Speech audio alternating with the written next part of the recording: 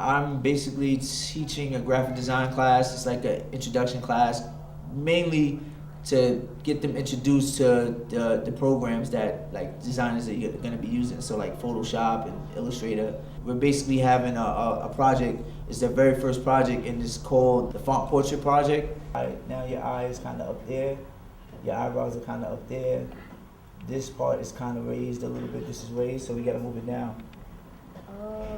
So that's why I always say lock it, don't lock it. I moved the whole picture together. I did my own version, and I actually showed them kind of how it's supposed to look like and showed them the steps to how to build it, and now they're building their own. They basically choose like 3 different fonts that they want to work with. We use that to compose the portrait of them, just using the fonts itself.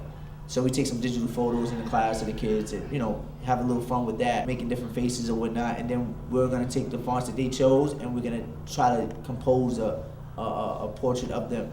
I decided to teach at this school and to teach this class specifically because it's an art school and it deals with the arts, and it's not really a lot of that going on anymore. Like, they're stripping a lot of the art programs and music programs from schools is like the first thing to go other than gym. This is one of the only schools that have it, and they actually want to make it go to the next level or help it get to the next level, and that's what I'm here to do, to help it get to the next level, hopefully. So we're like laying the foundation, and hopefully we're gonna complete a project here. My main reason is to help this program get better at the school, and also introduce some of the urban kids to things that are not so prevalent where they come from. They really don't know the behind the scenes workings of designing, but there's a lot of kids out there who would love to design. I'm just somebody who could kind of show them that, I kind of came from the same place you came from, and I'm doing what I'm doing, and they can possibly do that or do better,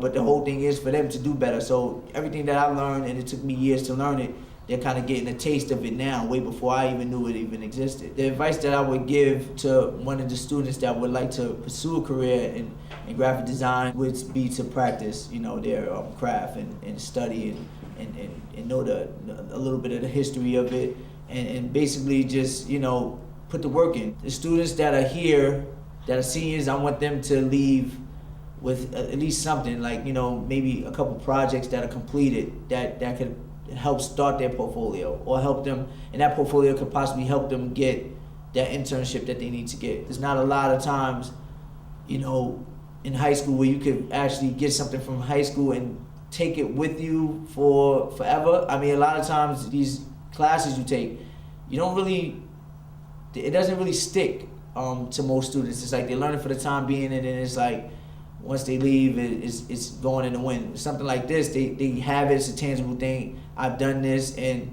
hopefully they keep practicing and they keep going with it. But if they don't, they at least have that. Listen, I was in the graphic design class when I was in high school. We did this show and we did these projects, and this was my experience.